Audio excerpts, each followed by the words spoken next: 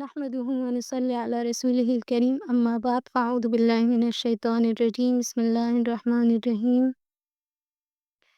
د ازموینې د ګروپ محترمو ګډونوالو السلام علیکم ورحمة الله وبرکاته.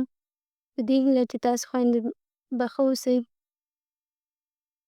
محترمو خویندو زموږ نننی درس چې دی دوه عنوانه دي. یو دا چې آیا له نرښځي څخه باید ښځې ستر وکړي او که نه، او بل دا چې یو نارینه دی ړوند دی په سترګو نو له هغې څخه حجاب کیږي که نه. د اسلام علماء کرامو چې دي هغوی د نرښځو سره د ښځو ناسته ولاړه چې دی دا یې ناروا بللي. دلیل یې څه شی دی؟ دلته یو حدیث راغستی دی عن ام سلمة رضی الله عنها قالت دخل علي النبي صلى الله عليه وسلم وعندي مخنث. ام سلمة رضی الله عنها فرمایي وی نبی علیه السلام په ما باندې داخل شو، یعنې زه چې کوم اتاق کې ناست وم هلته داخل شو. زما سره وی یو اجلا ناست و.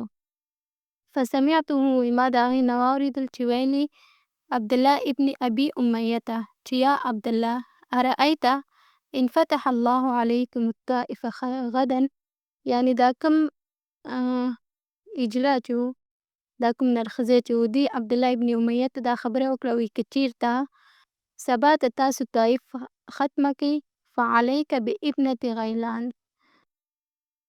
فإنها تقبل بأربع وتدبر بثمان. وی نو ته چې دی وی خپل ځان ته دا د غیلان لور انتخاب کا، ځکه وی هغه چې دا ډېره ښه ده. وی په څلورو مخامخ کېږي او په اتو چې دی وی دا په شا کېږي.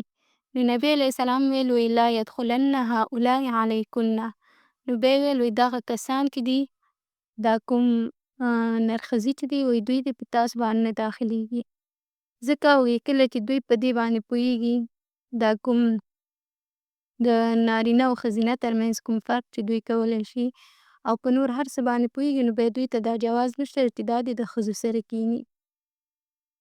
همدارنګه د یو ړوند سړي څخه یو ښځینه حجاب باید وکړي که نه، نو په دې اړه چې دی د نبي علیه السلام احادیث موږ ته روایت شوي دي. نبي کریم صلی الله علیه وسلم چې دی فاطمه بنت قیس رضی الله عنه ته یې وفرمایل وی اعتدي عند ابن ام مکتوم، وی ته چې دی د ابن ام مکتوم عبدالله ابن ام مکتوم یې ورته یادول دې سره چې دی عدت تېر کا. فإنه رجل اعمى، وی ځکه دا چې دی داسې یو سړی دی چې هغه په سترګو ړوند دی، یعنې څه نشي لیدلی. تدعین ثیابک عنده، د هغې په مخ کې چې دی وی خپل لباس لرې کړه، ځکه چې هغه ړوند دی تا نشي لیدلی. همدارنګه په یو بل روایت کې راځي وی عایشه رضی الله عنها چې وه په مسجد کې د حبشي هغه خلکو ته یې لیدل چې هغوی په مسجد کې تمرین کول د جهاد، نو بیا نبی علیه السلام چې دی هغوی ته له لیدلو څخه منع وکړه، ځکه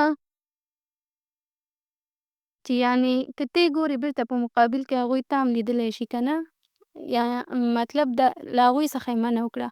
خو بیا په یو بل حدیث کې راځي چې د نبي کریم صلی الله علیه وسلم مېرمنې حفصه رضی الله عنها وه او بل فکر کوم عایشه رضی الله عنها وه چې کله عبدالله ابن ام مکتوم راتله نو دوی ته ستر نه کول، نو بیا نبي علیه السلام ورته ویل وی که چېرته د عبدالله ابن مکتوم ړوند دی نو افعمیاوان انتما، وی تاسو دواړه مړندې یاستئ، یعنې که هغه تاسو ته نشي لیدلی نو تاسو خو هغه لیدلی شئ. مطلب دا چې کله یو ړوند سړی هم ګورئ نو هغه چې دی باید هغې ته تاسو ونه ګورئ، که څه هم هغه تاسو نشي لیدلی ستاسو مخ په ښکاره یي ځکه چې تاسو نشي لیدلی، خو هغه چې دی بېرته تاسو هغه لیدلی شئ باید له هغې څخه حجاب وکئ. نو په دې هیله چې الله تعالی موږ او تاسو ته د عمل کولو توفیق راکړي.